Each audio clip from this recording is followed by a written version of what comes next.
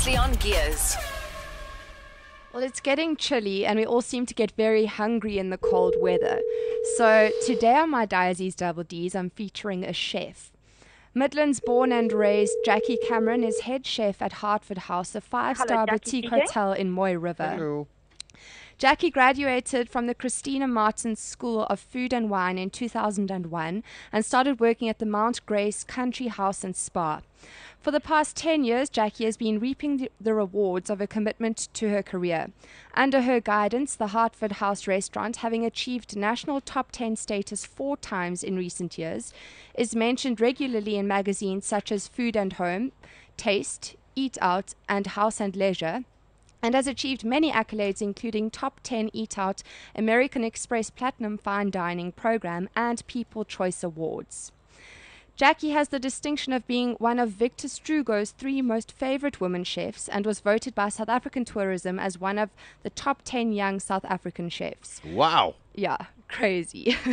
Today we're chatting to Jackie, who is actually in Germany at the moment. Hello, Jackie. Aha, how are you? We are awesome. How's Germany? Oh, it's stunning weather here. Very different to Moy River, I might add. Yeah, why do you want to live in Moy River? Let's be honest. I mean, it's a nice place and all, but my goodness, we got the whole of Africa, and you want to live in a place where you just don't know what the weather's going to do. Oh no, we sometimes laugh and joke that we can sometimes have like 5 seasons in one day. Yeah, it's crazy. I think this morning it was -5, and I'm sitting in conditions at the moment in Germany at 20 degrees. Nice. Oh my goodness. What are you doing in Germany? Well, you know, I'm here 10 years ago when I started at Hartford. I met a couple, Rainer and Gabby Kirschke. They were guests at Hartford, and we've kept in close contact over the years, kind of ever since. And I'm here at the moment celebrating our 10 years of knowing each other. My parents call them my adopted German parents. Stunning. Jackie, you've achieved so much at such a young age. What initiated your interest in food and encouraged you to pursue a career in food? Oh, I think I've still got so much more to achieve. My grandfather had his own butchery in Pietermaritzburg, and both my grandmothers just loved cooking, my mother as well. I think just everything happened around the dining room, kitchen table. And it really was just something that came so naturally to me because of the environment that I grew up in. And it was really just a natural progress for me to kind of go after school. I was brought up in a family that without hard work, you don't achieve anything. So that's hence why chefing. There's definitely quite a bit of that. That's awesome. And who's been your inspiration and idol in your career? There's been so many different people for completely different reasons. I mentioned, you know, my parents, the high standard, never ever wanting to disappoint them. And then it's both the international and the local chefs have been also warm and supportive to me. And, you know, I spend so much time with the guests, pretty much so all foodies around I have truly gained from. On informal chats, I've learned so much from all the people that are around me on a general day-to-day basis. When I was reading up about you, you've traveled so much. What's been your favorite destination that you've visited cuisine-wise? Oh, this is so difficult to answer. Can only be Italy. Sydney, I would say. Pardon? Can only be Italy. I actually went to Italy for lunch once. Very, very extravagant. I was working in Switzerland. we just kind of went over the border. But so I need to go back. But I think Sydney, I was just astounded by the high quality. It doesn't matter where we went to eat. Spain, just the level of creativity was just so inspiring. If I looked at meals. In restaurants, I've been very lucky to have eaten in some of the top restaurants. Al Bulli in Spain, Theron, his creativity, he's just a true genius. I've pulled so much from different chefs. Fat Duck and Bray, I think the desire to get back into my kitchen to reflect on my childhood memories was kind of that desire just overwhelmed me. And recently Noma I went to in Copenhagen, and he just really kind of highlights local flavors. And I've always been crazy and honed in on local flavors at Hartford, but I think I've just taken it to the complete next level. Jackie, I hate to butt in here, and I'm sorry I'm butting in on your double Ds. It's Ian speaking. How are you? You're very well in yourself. Yeah, Ian. I'm so good. I'm just double taking. As you said, you've been to El Bulli. I mean, it's closed now. And I'm I know, we were one of the last meals. Oh, really? Seriously? Was it that special? Was it just insane? It was. Like I said, I've just eaten in some of a lot of the top restaurants in the world, and you can understand he is a genius. Yes, he has pretty much 40 head chefs behind him. He's got a great team. But in one restaurant? Going to that... Pardon? In one restaurant, 40 head chefs in one restaurant. Yeah. Yeah. That's the kind of caliber of chefs that he's having working behind him. He's got the top class.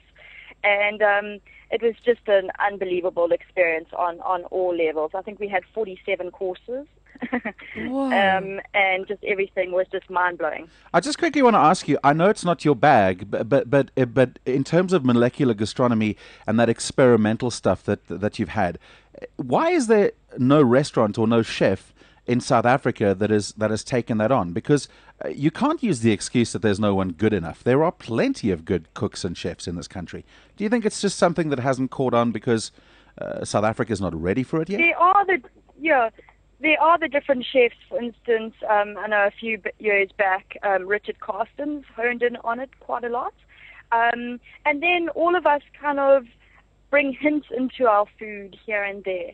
I think South Africans in general, you've got to put food out that people want to, eat, just as a South African kind of mentality. They really want to have a good plate of food and feel as though they've eaten. So you're bringing in that creativity through each of the courses, but not creating an entire plate of deconstructed molecular gastronomy. Yeah, sure. So it's just really getting a balance that we've got to be very careful in restaurants in South Africa. So there is definitely chefs that are doing it. Nice, Ian. Quite the foodie yourself. Jackie, you've also now got your own cookbook available. Could you tell us a bit more about that? Yes, that's Jackie Cameron Cooks at Home. My publishers are Penguins, and you can buy it at any good bookstore or online. And it's me just stepping into my home kitchen. I'm desperately trying to get people back into their home kitchens. I'm not trying to prove to the world that I know how to cook. I'm just wanting them to get into their home kitchens, because I feel if people are cooking better at home, they expect a better standard of food in restaurants, and it kind of uplifts the entire industry. So my book is, I feel, like the how-to, go-to recipe book, a cookbook one can trust. Jackie, do you have a signature dish that people come to Hartford House in the Midlands specifically for? I think in this day and age, gone are the times of signature dishes, because food is just changing so quickly. I have a basic understanding that everything that is eaten at Hartford, if you had a blind tasting, you would be able to depict what is on the plate. So it's really just highlighting the flavors as much as possible, and then we honing in on KZN local flavors more than anything else. In my recipe book, you must get it.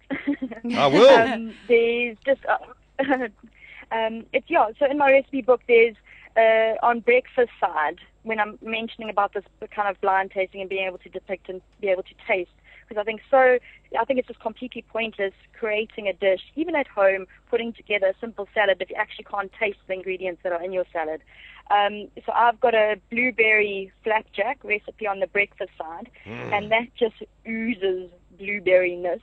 And it goes with a dollop of whipped cream and crispy, I use Dargall Valley bacon, but really, really crispy, streaky bacon.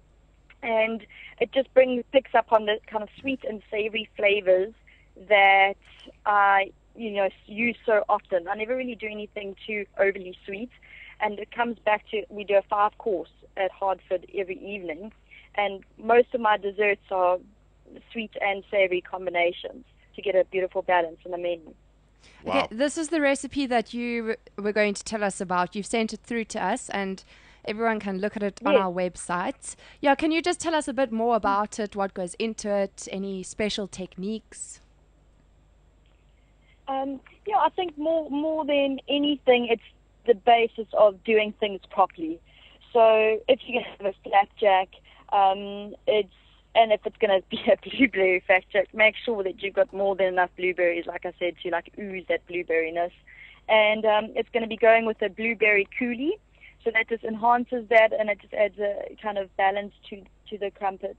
I actually have friends in Cape Town that I go to, and I always make these crumpets with little Haley. And, she loves it, we love it, and it's like going back to cooking with families in kitchens and making it a celebration more than a task. That's awesome. Are you going to make a TV show? My sister's in TV. I stutter at saying anything. Watch this space then. Yeah, pretty much so. Yeah, I think it's. I'm just, like I said earlier, I'm not trying to prove to the world I can cook. Hopefully, I've already done that at Hartford. But it's more a desire for more people, more families to be experiencing what I experienced as a child, because I just have so many fond memories in the kitchen. Awesome. That is awesome. I just want to say one more question. Sorry. You recently also entered the world of fashion, and you've designed an awesome chef's range. Where can people check this out and order if they'd like to? Yeah, I've started with a female chef range, and that was pretty much my mom and I sitting down over a glass of wine one evening and decided to design this female range. I'm working with a local KZN manufacturer, and I just wanted to, spend so much time with guests to be presentable. And you can go onto my website, which is www.jackiecameron.co.za, and you go onto my uniform page and order directly, and I send it via post. Excellent. That's awesome. Thank you so much for chatting to us today. Oh, thank you so much for having me. And enjoy the rest of your time in Germany. Yes, thank you so much. Excellent. I'll see you the beginning of July. We'll come to the Hartford for a meal. I'm looking forward to that. All right. Cheers, Jackie. Okie dokes. Okay, Bye. cheers. Bye. At the next intersection, turn on. Years with Sasha Martinengo.